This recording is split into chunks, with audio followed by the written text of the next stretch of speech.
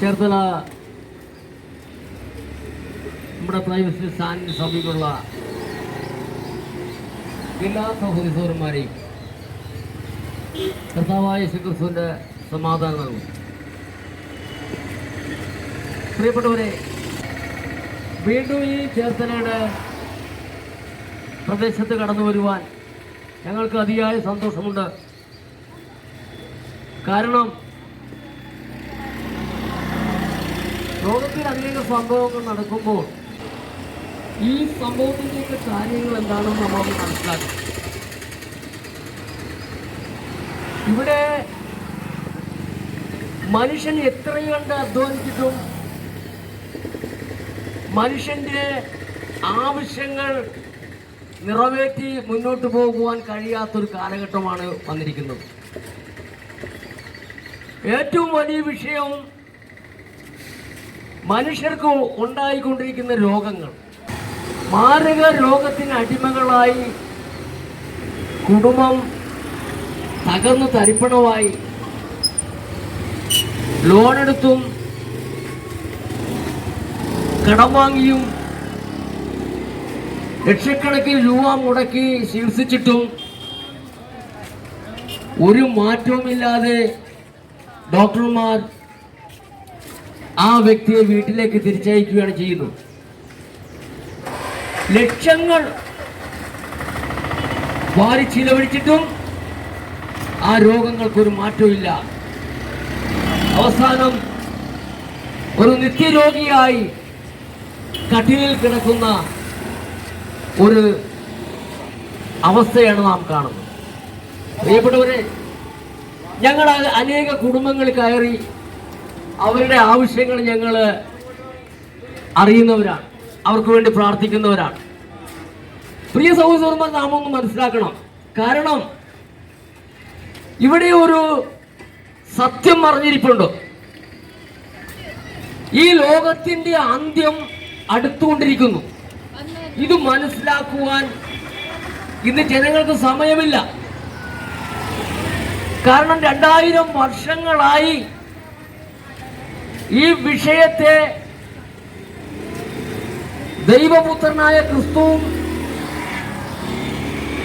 തെരഞ്ഞെടുത്ത 12 അപ്പോസ്തലന്മാരും ലോകം മുഴുവനും പ്രസംഗിച്ചുകൊണ്ടിരിക്കുന്നു. ഇന്നും ആ പ്രസംഗം നടന്നുകൊണ്ടിരിക്കുകയാണ്.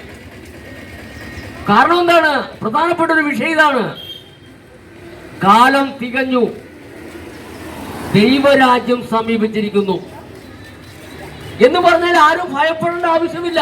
ദൈവരാജ്യം സമീപിച്ചിരിക്കുന്നു. നമ്മൾ ഇന്നൊരു കുടുംബത്തിൽ അച്ഛനും അമ്മയും സഹോദരന്മാരും പേരക്കുട്ടികളും എല്ലാവരും കൂടി വസിക്കുന്നത് പോലെ, ഒരു കുടുംബത്തിൽ വസിക്കുന്നത് പോലെ ഈ ആകാശവും ഭൂമിയും സൃഷ്ടിച്ച ദൈവം നമ്മളോടൊപ്പം ഒരു കുടുംബമായി വസിക്കുവാൻ ആഗ്രഹിക്കുന്നു. ഇത് ആരെങ്കിലും മനസ്സിലാക്കുന്നുണ്ടോ?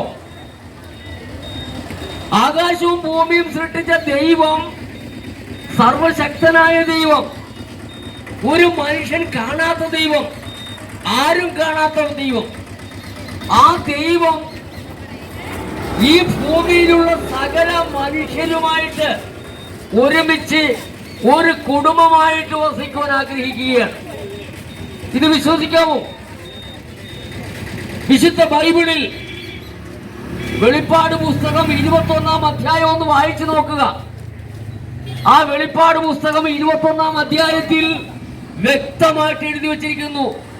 ഇപ്പോൾ ബൈബിൾ വിശ്വസിക്കുവാനൊക്കെ തുടങ്ങിയിട്ടുണ്ട് ജനങ്ങൾ. കാരണം എന്താണ്?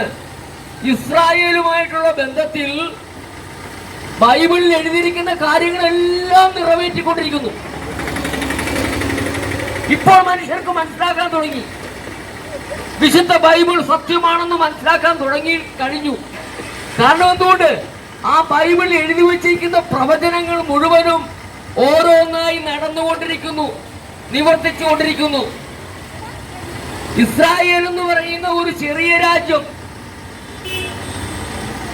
നമ്മുടെ ഓരോ രാജ്യങ്ങളിലും ഓരോ സംസ്ഥാനങ്ങൾ പോലും അത്രയും ആ സംസ്ഥാനത്തോളമുള്ള ഒരു ചെറിയ രാജ്യം ഇന്ന് ലോകത്തിൽ വൻ ശക്തിയായി മാറിയിരിക്കുന്നു.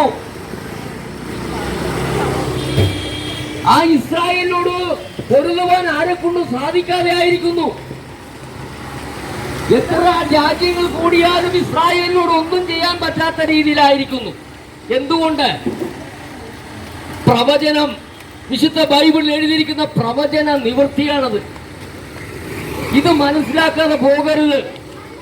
ഇന്ന് ബൈബിൾ മനസ്സിലാക്കിക്കൊണ്ടിരിക്കുന്നു ജനങ്ങൾ ബൈബിൾ വിശ്വസിക്കുവാൻ തുടങ്ങി. ബൈബിൾ വായിക്കാത്തവരൊക്കെ ബൈബിൾ വായിക്കുവാൻ തുടങ്ങിയിട്ടുണ്ട്. പ്രിയപ്പെട്ടവരെ, ആ സത്യം നമ്മൾ മനസ്സിലാക്കണം. അപ്പോൾ അതിനകത്ത് എഴുതിയിരിക്കുന്ന എല്ലാ വിഷയങ്ങളും നടന്നുകൊണ്ടിരിക്കുന്നു.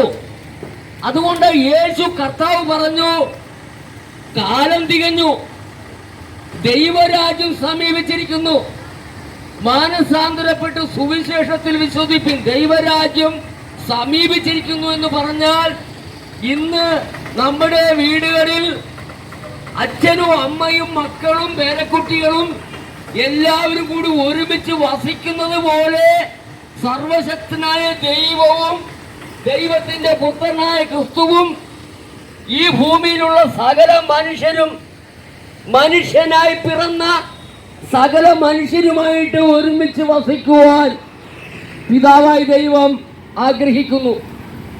ഇത് ഈ അനാദികാലങ്ങൾക്ക് മുമ്പേ ദൈവത്തിന്റെ ഹൃദയത്തിൽ മറഞ്ഞിരുന്ന ഒരു മർമ്മമാണ്, ക്രിസ്തു എന്ന ദൈവമർമ്മം. ആ മർമ്മം ഇപ്പോൾ 2000 വർഷങ്ങൾക്ക് മുമ്പ് തന്റെ അപ്പോസ്തലന്മാർക്ക് ആത്മാവിൽ വെളിപ്പെട്ടതുപോലെ വ്യക്തമായിട്ട് എഴുതി വെച്ചിരിക്കുകയാണ് വിശുദ്ധ ബൈബിളിൽ. ആ വിശുദ്ധ ബൈബിളിൽ എഴുതിയിരിക്കുന്ന ആ പ്രവചന സത്യങ്ങൾ ഓരോന്നായി ഇപ്പോൾ നടന്നുകൊണ്ടിരിക്കുന്നു. അതുകൊണ്ട് ജനങ്ങൾ ബൈബിൾ വിശ്വസിക്കുവാൻ തുടങ്ങി. ഇത് ബൈബിൾ ഒരു മതത്തിന്റെ ഗ്രന്ഥമല്ല എന്ന് പറയുവാൻ തുടങ്ങി. അതുകൊണ്ട് പ്രിയപ്പെട്ടവരെ, യേശു ക്രിസ്തു പറയുന്നു, ഞാൻ തന്നെ വഴിയും സത്യവും ജീവനുമാകുന്നു. ഞാൻ മുഖാന്തരമല്ലാതെ ആരും പിതാവിന്റെ അടുക്കൽ എത്തുന്നില്ല. പിതാവിന്റെ അടുക്കൽ നമ്മളൊന്ന് എത്തണം.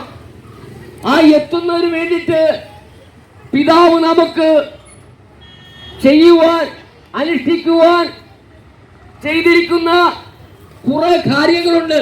അതാണ് വിശുദ്ധ ബൈബിളിൽ എഴുതിയിരിക്കുന്നത്. ആ വിശുദ്ധ ബൈബിൾ എഴുതിയിരിക്കുന്നത് എങ്ങനെയാണ്? തന്റെ ശിഷ്യന്മാരെ തെരഞ്ഞെടുത്തിട്ട് ഭൂലോകത്തിലൊക്കെയും പോയി സകല സൃഷ്ടികളോട് സുവിശേഷം പ്രസംഗിക്കുവാൻ തന്റെ അപ്പോസ്തലന്മാരെ പറഞ്ഞയച്ചു. ആ അപ്പോസ്തലന്മാർ പ്രസംഗിച്ചതാണ് ഇന്നും ലോകത്തിൽ പ്രസംഗിച്ചുകൊണ്ടിരിക്കുന്നത്. അതുകൊണ്ടാണ് പറയുന്നത്, വ്യക്തമായിട്ട് പറയുന്നു, പ്രിയപ്പെട്ടവരെ, കാലം തികഞ്ഞിരിക്കുന്നു, കാലം തികഞ്ഞു, ദൈവരാജ്യം സമീപിച്ചിരിക്കുകയാണ്. നമ്മൾ ഭയപ്പെടേണ്ട ഒരാവശ്യവുമില്ല. പിതാവായ ദൈവത്തോടു കൂടി വസിക്കുവാനുള്ള ഒരു ഭാഗ്യം നമുക്ക് തരികയാണ്. ഒരു നിത്യമായ ജീവിതം, ആ ജീവിതം അനുഭവിക്കുവാൻ ആസ്വദിക്കുവാനാണ് ദൈവം നമ്മളെ ആഹ്വാനം ചെയ്യുന്നത്. അതുകൊണ്ട് നമ്മുടെ ജീവിതത്തിൽ നമുക്കുണ്ടായിട്ടുള്ള കഷ്ടപ്പാടുകളും ദുരിതങ്ങളും ദുഃഖങ്ങളും എല്ലാം തീരാറായി. കാരണം എന്തുകൊണ്ടാണ്? രാജാതിരാജാവായ യേശു ക്രിസ്തു വരാറായി. ആ യേശു ക്രിസ്തു മേഘത്തിൽ വരുമ്പോൾ ഇവിടെയുള്ള ഭൂമിയിലുള്ള നമ്മളെല്ലാവരും രൂപാന്തരം പ്രാപിച്ചു ഇവിടുന്ന് പറന്നു പോകണം. ഇതാണ് ദൈവത്തിന്റെ ഇഷ്ടം. അതിനു വേണ്ടിയാണ് ദൈവം നമ്മളിവിടെ ആക്കി വച്ചിരിക്കുന്നത്. ഇതൊരു പരിശോധന കാലഘട്ടമാണ്. ഈ പരിശോധനയെ നമ്മൾ വിജയിക്കണം. ഇതൊരു പരീക്ഷ കാലഘട്ടമാണ്. ഈ പരീക്ഷ നടത്തുന്നതിനാണ് നമ്മൾ വിജയിക്കുവാനാണ്. അതുകൊണ്ട് പ്രിയപ്പെട്ടവരെ,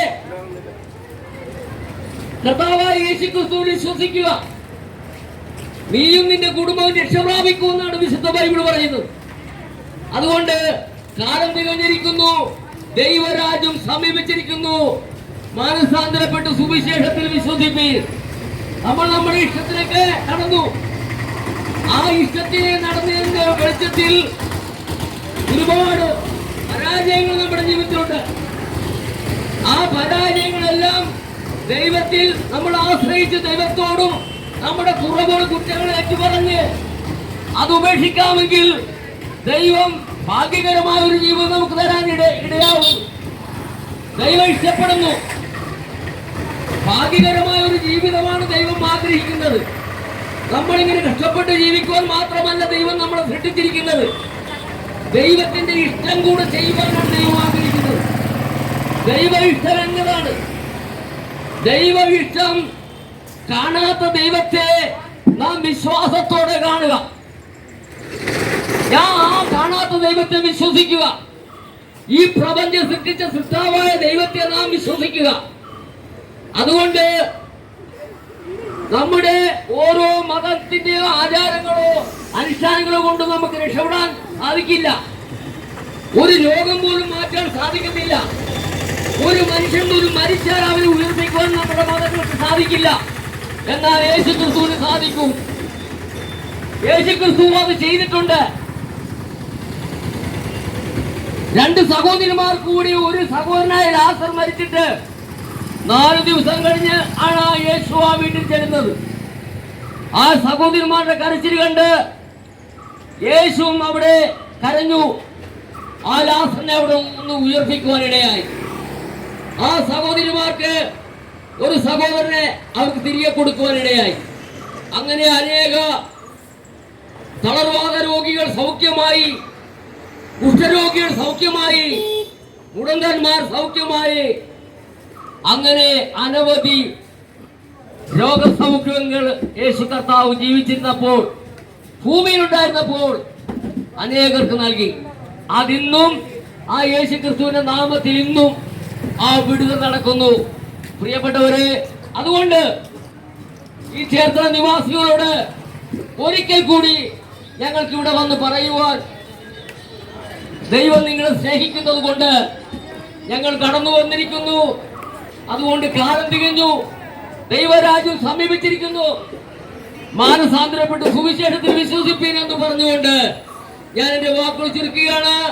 അല്പസമയം ഈ ശബ്ദപരിധിക്കുള്ളിലായിരുന്ന നിങ്ങൾ ഞങ്ങളെ ശ്രമിച്ചത് കൊണ്ട് ദൈവം നിങ്ങളെ അനുഗ്രഹിക്കട്ടെ, ദൈവം നിങ്ങളെ രക്ഷിക്കട്ടെ. ഞങ്ങൾ പറഞ്ഞ സന്ദേശം നിങ്ങൾ ഏറ്റെടുത്തുകൊണ്ട് നമുക്ക് ഒരുമിച്ച് കർത്താവിന്റെ യേശു ക്രിസ്തുവിന്റെ 2ാം വരവിൽ നമുക്ക് ഇവിടുന്ന് രൂപാന്തരം പ്രാപിച്ച് സ്വർഗത്തിൽ എത്താം എന്ന് പറഞ്ഞുകൊണ്ട് പിതാവായ ദൈവത്തിന്റെ മക്കളായി തീർന്ന് അവിടെ സന്തോഷ സമൃദ്ധിയിൽ ജീവിക്കുവാനൊരു ഭാഗ്യകരമായ ഒരു ജീവിതം നമുക്ക് വെച്ചിരിക്കുകയാണ്. ആ ഭാഗ്യകരമായ ജീവിതത്തിലേക്ക് നിങ്ങളെയും സ്വാഗതം ചെയ്തുകൊണ്ട് ഞാൻ എന്റെ വാക്കുകൾ ചുരുക്കുന്നു. ദൈവം നിങ്ങളെ അനുഗ്രഹിക്കട്ടെ.